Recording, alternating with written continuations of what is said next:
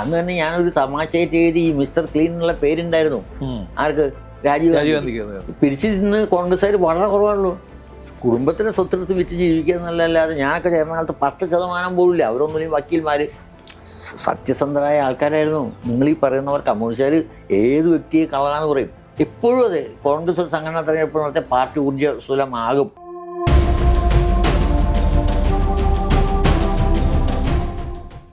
നമ്മളിൽ ഈ കോൺഗ്രസ്സിൽ ഏറ്റവും പ്രധാനപ്പെട്ട 3 നേതാക്കന്മാരെ കുറിച്ചാണ്. അതൊന്ന് കെ കരുണാകരൻ തന്നെയാണ്.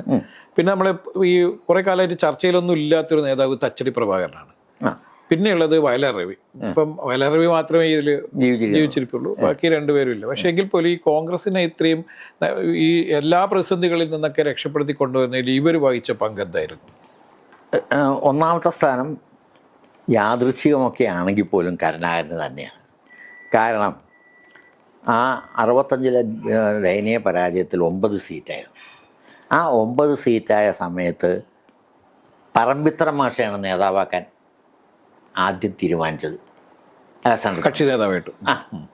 പക്ഷെ പറമ്പിത്ര മാസം ഒഴിഞ്ഞിട്ടാണ് കരുണാകരനെ സ്വയം ഒഴിഞ്ഞിട്ട് നേതാവാകുന്നത്. അത് പിന്നീട് വികസിച്ച് കോൺഗ്രസിൻ്റെ ഒരു തിരിച്ചുവരവിന് കാര്യമായപ്പോൾ കരുണാകരൻ അതിൻ്റെ നേതൃത്വത്തിൽ വന്നു. കരുണാകരൻ തനിക്കെതിരായി ഒരു നേതൃത്വത്തിൽ വരാൻ സാധ്യതയുള്ള എല്ലാ ആളുകളെയും അക്കോമഡേറ്റ് ചെയ്തൊരു രാഷ്ട്രത്തന്ന് ആ കാര്യത്തിൽ രാഷ്ട്രീയം കാണിച്ച ആളാണ്. ഒന്ന് കെ എൻ ചാണ്ടി, സ്വാതന്ത്ര്യ സമരഭടൻ, കരുണാകരനേക്കാൾ വിദ്യാഭ്യാസമുള്ള ആൾ, നേതാവ്. റഹീം, എ റഹീം, ഗവർണറാക്കി, അങ്ങനെ ലഫ്റ്റനൻറ്റ് ഗവർണർ. ഓക്കെ. പിന്നെ കരുണാകരൻ്റെ കാലത്ത് നിങ്ങൾ ഓരോരുത്തരും നോക്കിക്കോളൂ, റബൽ നേതാവായി വരാവുന്നവരെല്ലാം കരുണാകരൻ അക്കോമഡേറ്റ് ചെയ്തു.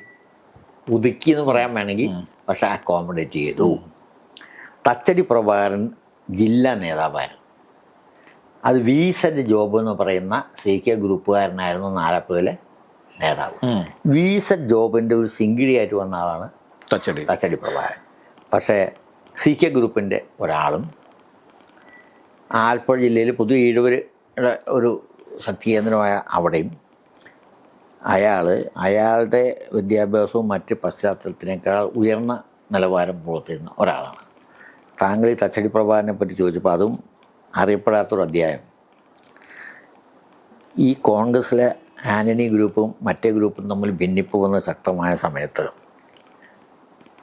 കരുണാകരൻ ഒരിക്കൽ, അദ്ദേഹം, ഞാൻ കരുണാകരൻ്റെ അനുകൂലിച്ച് എഴുതിയിട്ടുള്ള ആളായതുകൊണ്ട് എന്നോട് താല്പര്യമായിരുന്നു, നമുക്ക് അവരെ ഒന്ന് തിരിച്ച് കൊണ്ടുവരണല്ലോ എന്ന് എൻ്റെ അടുത്ത് പറഞ്ഞു.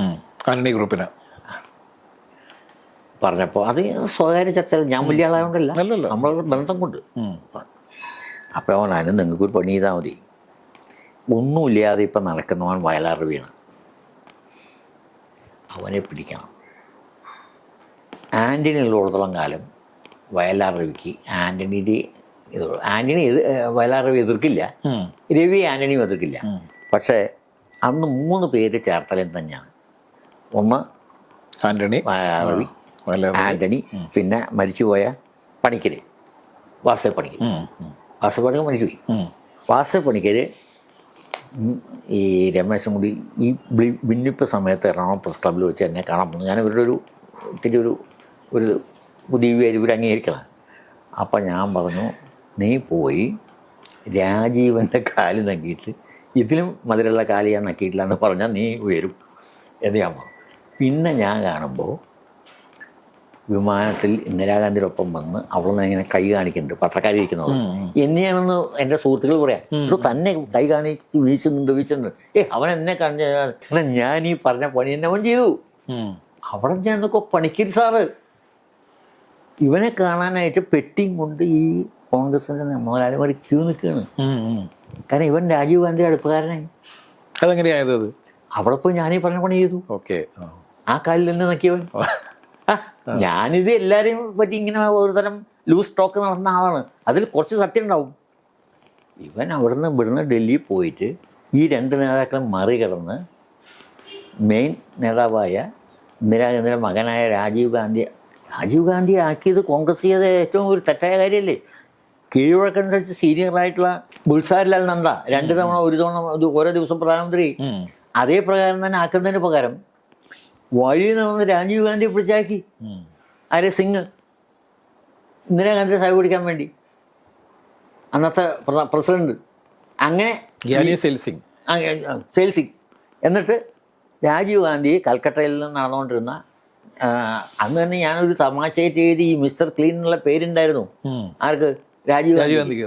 അന്നൊരു തമാശ അന്ന് പറഞ്ഞിരുന്നത്, ഞാൻ ഡൽഹിയിലുള്ളപ്പോൾ കൃഷ്ണ നമ്മുടെ ചന്ദ്രശേഖർ ഗ്രൂപ്പിൻ്റെ കൂട്ടത്തിലുണ്ടായിരുന്ന ലക്ഷ്മികാന്തമ്മയുടെ മകള്, ഞങ്ങൾ താമസിച്ചിരുന്ന, ഞങ്ങൾക്ക് ഊണ് ക്ഷണിച്ചിരുന്നു.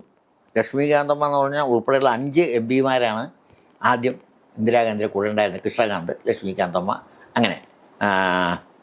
അപ്പോൾ ഊണ് കഴിക്കുന്ന സമയത്ത് ഈ കുട്ടി, അവൾ ജീൻസൊക്കെ ഇട്ടിട്ട് കോളേജിൽ വന്നിട്ട് ചിരിച്ചിട്ടുണ്ട്. അപ്പോൾ അവിടെ ഞങ്ങൾക്ക് ഉച്ചയ്ക്ക് ഊണ് കഴിക്കാനുള്ള ഏർപ്പാട് ചെയ്യാൻ ഞാനും സുന്ദരേശൻ നായരുണ്ട്, എൻ്റെ കൂട്ടത്തിൽ ഇബ്രാഹിം എന്ന് പറഞ്ഞാൽ ഞങ്ങളുടെ ഫ്രണ്ടും ഉണ്ട്. അപ്പോൾ ഞാൻ അവിടെ വിളിച്ച് പറഞ്ഞു, ഏയ് നിങ്ങൾ പിന്നെ അവിടെ ഒറ്റയ്ക്ക് ചിരിച്ചുകൊണ്ടിരുന്നാൽ ഞങ്ങളും കൂടി ചിരിക്കട്ടെ എന്ന് ഞാൻ പറഞ്ഞു, ലക്ഷ്മികാന്തമ്മ.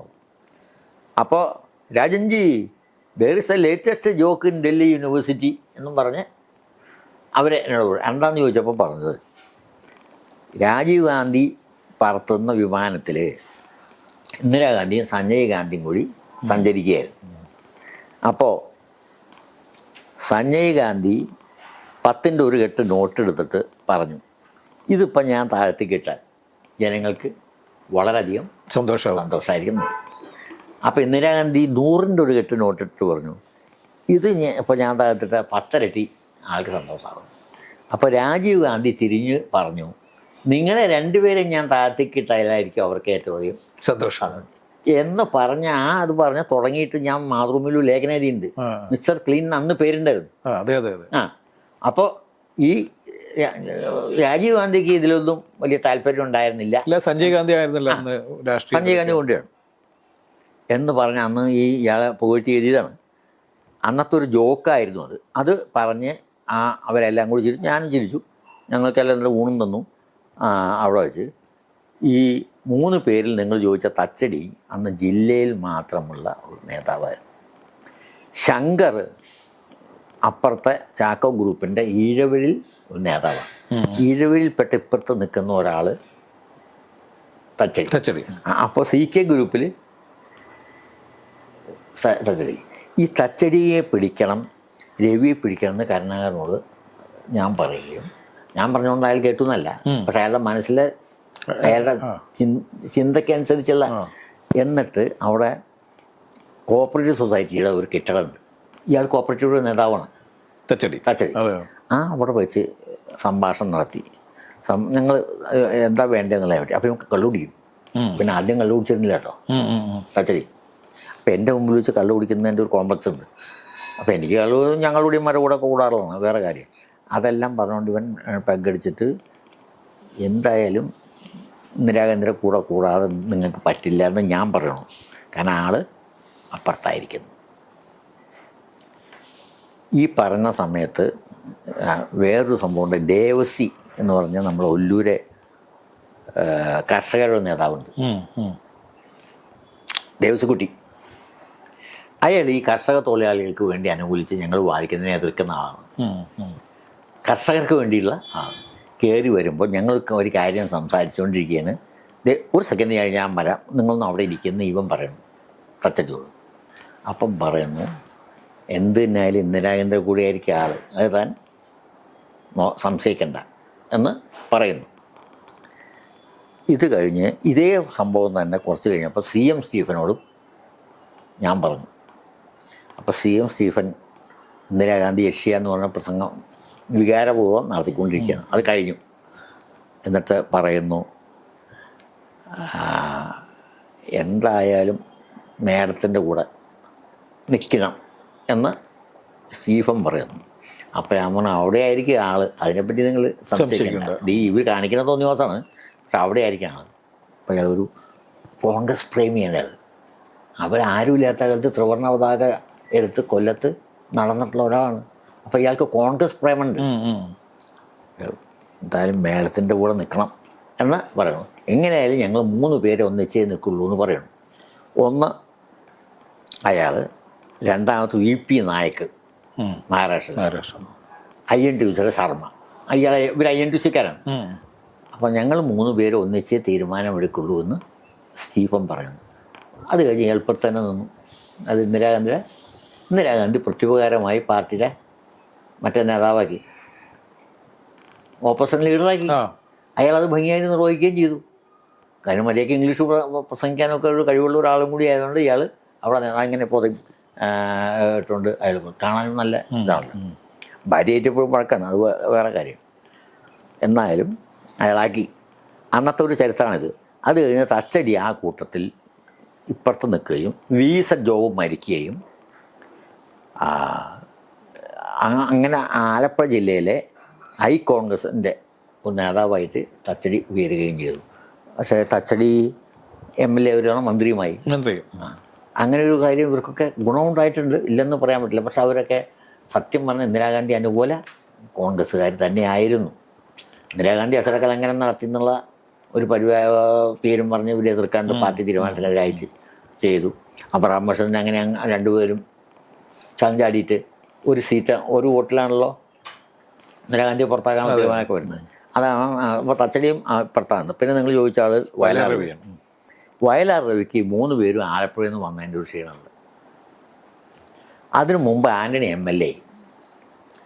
പിന്നെ വയലാർ രവി പുറത്ത് നിൽക്കുമ്പോൾ വർക്കലെ സ്ഥാനാർത്ഥിയായിട്ട് കിട്ടി. അങ്ങനെ അവൻ MP ആയപ്പോൾ അവർ പോയി. പിന്നെ വർക്കിംഗ് കമ്മിറ്റിയിലേക്ക് തിരഞ്ഞെടുക്കപ്പെട്ടു. ആ ഒരു ഇൻ്ററിം ഇടയിൽ സ്ഥാനം കിട്ടാതെ കുറച്ച് കാലം നടന്നു. അപ്പോഴേക്കും കിട്ടി.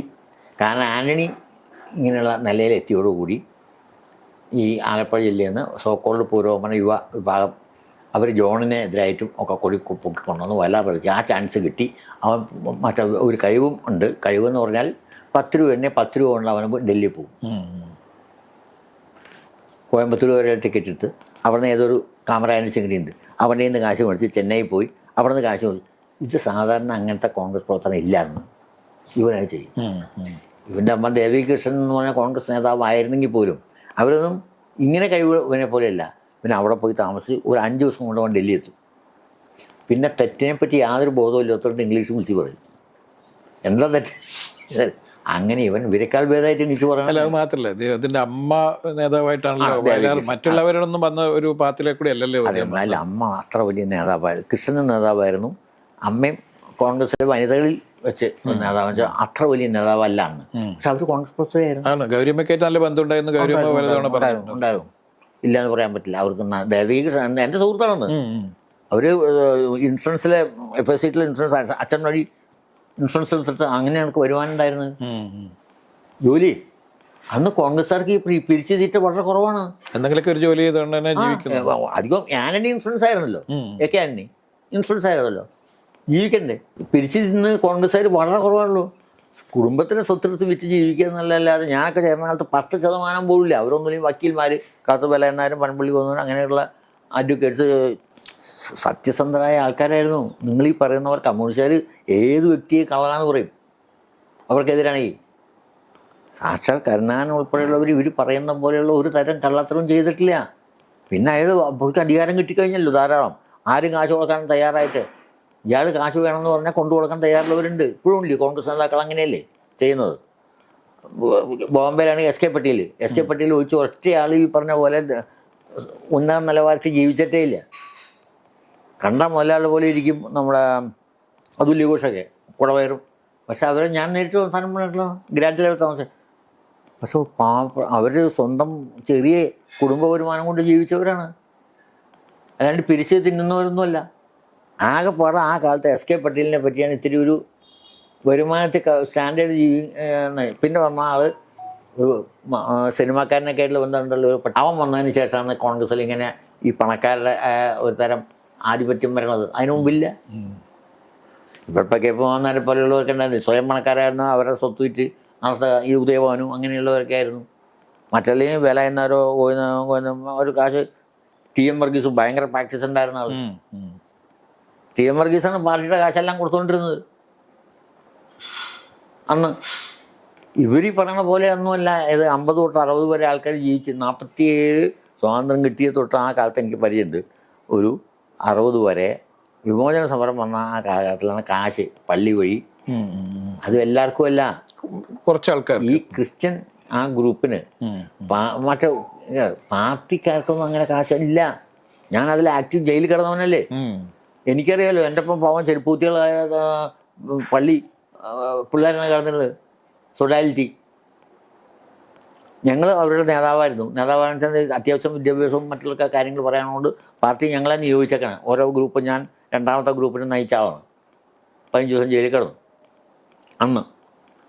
അതിനു മുമ്പ് വിദ്യാർത്ഥി സമരത്തിൽ അന്നാണ് ഈ ലോ കോളേജിൽ പഠിക്കുന്ന കാലത്ത് ഇവർ പിള്ളേരെ തല്ലി വോട്ട് കിട്ടിയിലത്തെ ഈ പിള്ളേർ നമ്മൾ വഴക്കായി വോട്ടിൽ കയറുന്ന കാര്യത്തിൽ. അതിൽ ലോ കോളേജിൽ പഠിച്ചിരുന്ന മാരേജ് കോളേജിൽ പഠിച്ചിരുന്ന ഒരുത്തൻ്റെ അവരുടെ പേര് അവനെ തല്ലി. അവനെ തല്ലിയിട്ട് ഇവരെന്ത് ചെയ്തു, പിള്ളേർ സംഘടിച്ചപ്പോൾ TV തോമസ് സിന്ദാബാദ്, കമ്മ്യൂണിസ്റ്റ് പാർട്ടി സിന്ദാബാദ് എന്ന് പറഞ്ഞ ഒരു മുദ്രാവാക്യം വിളിച്ചു അവിടെ. ഇതിൽ കോൺഗ്രസ് പ്രവർത്തകരായ ഞങ്ങൾ പ്രകോപിതരായി.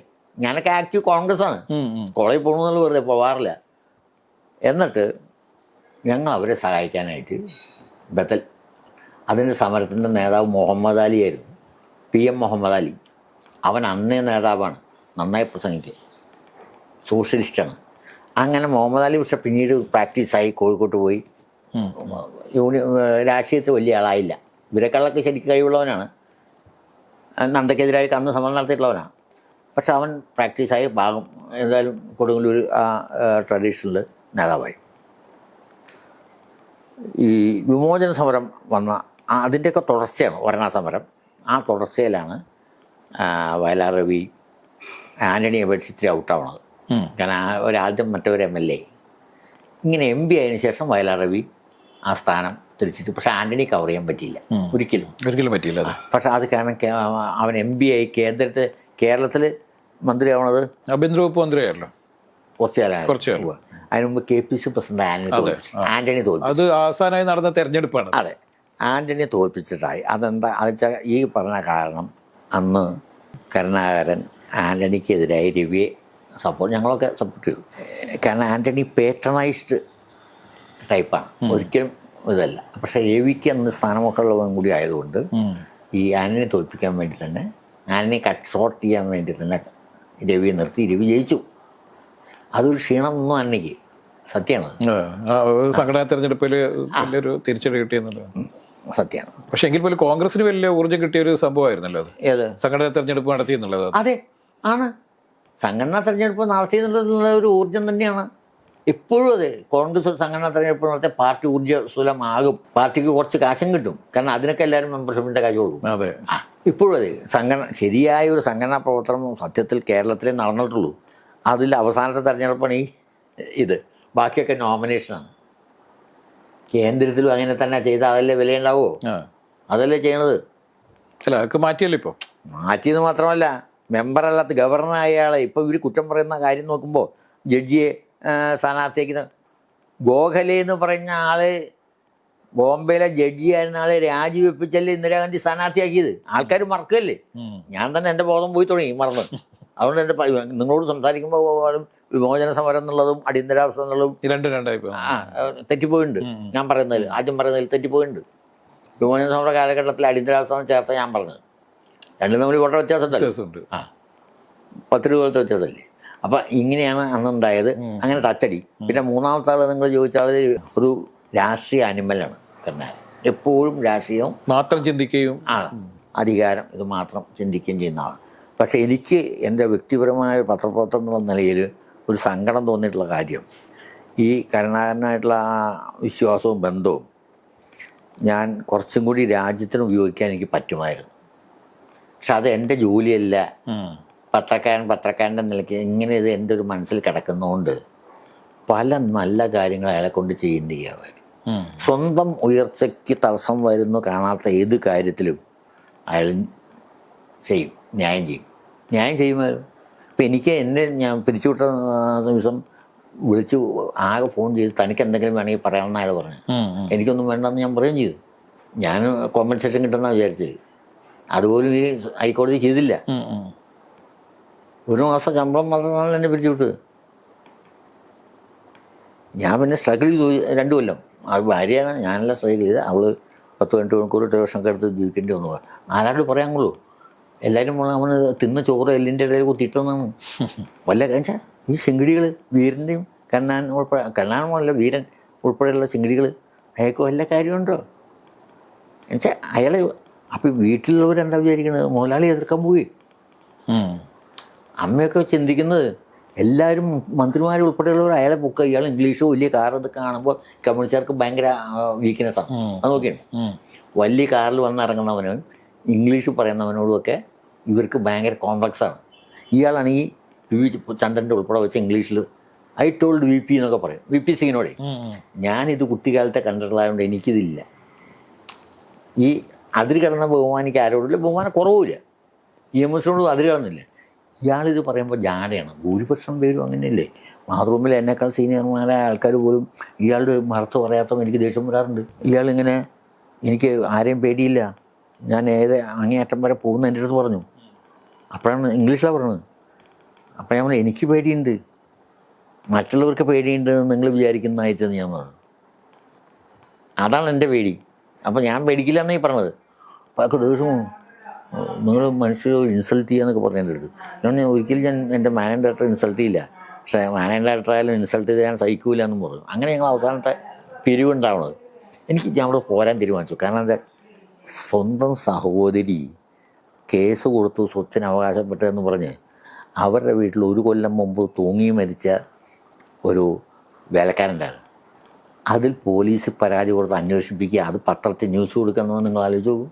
ചന്ദ്രികയിൽ അവർ കത്തയച്ചു. അത് ഞാൻ ചെയ്തതാണെന്ന് ഇയാൾ വിചാരിക്കണത്.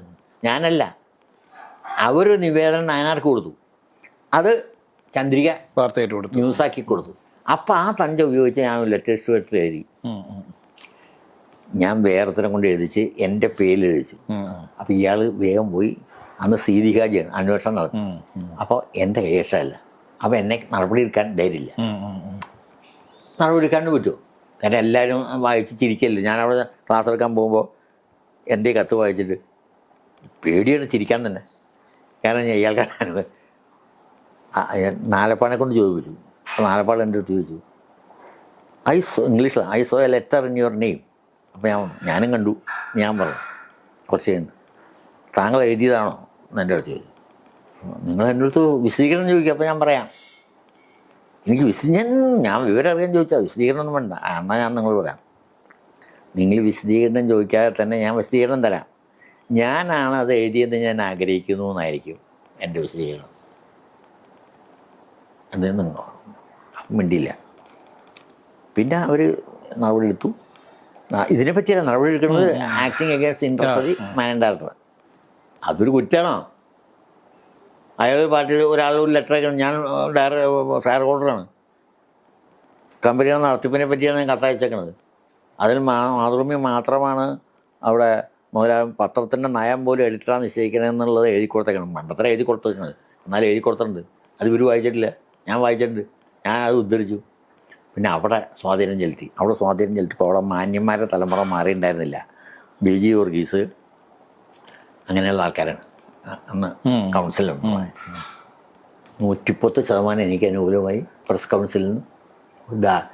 അത് വന്നപ്പോഴാണ് ഇവർ പേടിച്ചത്. ഇവർ വിചാരിക്കണം എൻ്റെ സ്വാധീനമുള്ളതാണ്. എൻ്റെ സ്വാധീനമല്ല, മാന്യന്മാർ മരിച്ചിട്ടുണ്ടായിരുന്നില്ല. അതാണ് അവിടെ BG വർഗീസിനെ പോലെയുള്ള യോഗ്യന്മാരും പിന്നത്തെ ഒരാളുണ്ട്, അയാളുടെ പേര് ഞാൻ പറഞ്ഞു. അവരുടെ തലമുറ മരിച്ചിട്ടില്ല. ഇന്നത്തെ തലമുറയാണെങ്കിൽ ഉണ്ടല്ലോ, വിഷം തരാൻ പറഞ്ഞാൽ എനിക്ക് വിഷം തരും. ഒരു ധാർമ്മിക ബോധമില്ലെന്ന്. അവനോണ്ട് ഉയർച്ച എന്നല്ലാതെ നമ്മളൊക്കെ ഒരു പരിധി വിട്ടൊരു കാര്യം ചെയ്യുമോ? ഞാൻ എഴുതാൻ പറ്റില്ലെന്ന് പറഞ്ഞാൽ ആണല്ലോ. ഇങ്ങനെയുള്ളൊരു കാര്യം ചെയ്യാൻ പറഞ്ഞപ്പോൾ അങ്ങനെ സൂചിപ്പിക്കുകയാണ്. ഞാൻ നോണ ഇനിയെ കൊണ്ട് എഴുതാൻ പറ്റില്ലെന്ന് ഞാൻ പറഞ്ഞു. എൻ്റെ അടുത്ത് പറയാൻ ധൈര്യമില്ലായിരുന്നു. പിന്നെയുള്ളവർ കേട്ടില്ലെന്ന് വെച്ചാൽ നമ്മളെന്തിനും ആവശ്യമില്ലാത്ത കാര്യത്തിന് പോകണമെന്ന് പറഞ്ഞ് മാറും. എനിക്കതല്ല, ഞാൻ ഉൾപ്പെട്ട കാര്യങ്ങൾ അറിയുമ്പോൾ അനീതിയായ ഒരു കാര്യം ചെയ്യുമ്പോൾ ഞാൻ വിളിച്ചു പറയും. മടിയാണ് ചെയ്യാൻ, എഴുത്താതെ പോലും മടിയാണ്. പക്ഷെ നമ്മൾക്ക് വേറെ ആരും ഇല്ലെന്ന് എന്താണ് ചെയ്യേണ്ടി വരില്ലേ? അങ്ങനെ ചെയ്തു. അല്ലാണ്ട് ഞാൻ അത്ര വലിയ കഷ്ടപ്പെടും. ഒരു തവണ മാത്രം 110 രൂപയ്ക്ക് ഫോട്ടോസ്റ്റാറ്റ് എടുക്കേണ്ടി വന്നപ്പോൾ ഊണ് വേണ്ടാന്ന് വെച്ചാൽ ആലുവ വരെ വരേണ്ടി വന്നു. ബാക്കി അവിടെ നിന്ന് ഓട്ടോറിക്ഷ ഓടിച്ച് വരേണ്ടി വന്നു. കാരണം വീട്ടിൽ ചെന്നേ കാശ് തരാൻ പറ്റുള്ളൂ എന്ന് പറഞ്ഞു. ടാക്സി കയറിയപ്പോലും ആദ്യം അവന് പെട്രോൾ ബന്ധി പോകും. നമ്മളതിൽ കാശ് കൊണ്ടോ നോക്കാതെ. എവിടെ കാശ്? വീട്ടിൽ ചെന്നല്ലേ കാശ് കിട്ടുള്ളൂ. അപ്പോൾ കാശ് പോയാൽ അങ്ങനെ ഞാൻ പണ്ട് ചെയ്തിട്ടുണ്ട്. ഞാൻ മാതൃഭൂമിയുടെ പ്രവർത്തനം നടത്തുമ്പോൾ അതിൻ്റെ ആവശ്യം വന്നിട്ടില്ല. ഞാൻ കാശ് മേടിക്കാറില്ല. അന്നൊക്കെ 1000 രൂപ അഡ്വാൻസ് ഉണ്ടെങ്കിൽ ധാരാളമാണ്. ആഫീസിൽ നിന്ന് കൊടുക്കാൻ പറയുള്ളൂ. കാരണം നമ്മളൊക്കെ പല കൂട്ടുകാരുടെ ഒപ്പം ആയിരിക്കും, അവർ കള്ളുകുടിയന്മാരായിരിക്കും. അപ്പം അതിൻ്റെയൊക്കെ കാശ് ഇതിലെഴുതി വെച്ചിട്ട് നമ്മൾ ചെയ്യാറില്ല. അത് ഞാൻ കള്ളുകുട്ടിയല്ല, അവർ കള്ളുകുട്ടുന്നവരായിരിക്കും. അല്ലെങ്കിൽ നമ്മളെ കൊണ്ട് കാശ് കൊടുപ്പിക്കില്ല അവരൊന്നും. നമ്മളങ്ങനെയല്ലേ. ഇപ്പോൾ ഞാൻ ട്രിവാൻഡ്രത്ത് പോകണമെങ്കിൽ ട്രിവാൻഡ്രത്ത് സുഹൃത്തുക്കൾ നമുക്ക് ഊണും എല്ലാം തരുന്നല്ല. വല്ലപ്പോഴും ടാക്സിയുടെ കാശോ അല്ലെങ്കിൽ ചെറിയ കാശല്ലേ കൊടുക്കേണ്ടി വരുള്ളൂ. അത് നമുക്ക് കൊടുത്താൽ ഈ കണക്കെഴുതാണ്ട് കഴിഞ്ഞു. കണക്കെഴുതുന്നവർക്ക് കാശുണ്ടാക്കാം. ഞാൻ നോക്കിയിട്ട് ആഫീസിൽ ഞാനൊക്കെ ഉള്ള കാലത്ത് 50 മാത്രമേ അത് ചെയ്യാറുള്ളൂ. ഈ കണക്കെഴുതിയിട്ട് വൈകുന്നേരം അപ്പോൾ ഓരോ തവണയും വല്ലവൻ്റെ ചിലവിൽ ജയിച്ചാലും 10 രൂപ 10 രൂപ ലാഭം ഉണ്ടാവും. അവന് സ്റ്റുഡിയോയും ഉണ്ട്. മാതൃഭൂമിയൊന്നും അങ്ങനെ ആരും ചെയ്യാറില്ല. ചെയ്യുന്ന ഈ ഫീൽഡ് വർക്കേഴ്സ്, അവർക്ക് നമ്മളല്ലേ ഊണ് മേടിച്ച് കൊടുക്കണത്, ഡ്രൈവർമാർക്കൊക്കെ. അവർക്ക് ലാഭം ഉണ്ടാവും ഈ ഊണിൻ്റെ കാശേ. അല്ലാണ്ട് നമുക്ക് അതുകൊണ്ട് എന്ത് ലാഭം ഉണ്ടാവാനാ? ചെയ്യാറുമില്ല.